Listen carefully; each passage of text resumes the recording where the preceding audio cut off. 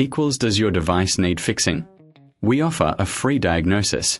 We pick up and deliver right to your door, no calls or travel needed. We send you a quote before repairing, and only go ahead if you approve it. Easy, transparent, and professional. Link in description. To start, gather your tools, a screwdriver set, isopropyl alcohol, and a soft cloth.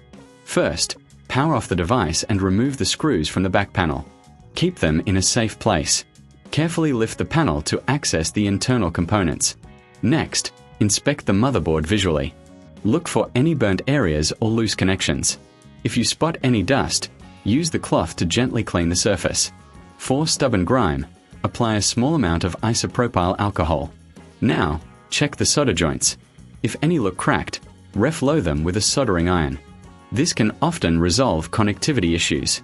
After repairs, reassemble the device by reversing the steps. Ensure all screws are tightened properly. Remember, if you're unsure, we offer a professional diagnosis without obligation. Plus, we provide pickup and delivery at your home, so you don't have to worry about transport. No calls, no travel, just a simple quote before repair.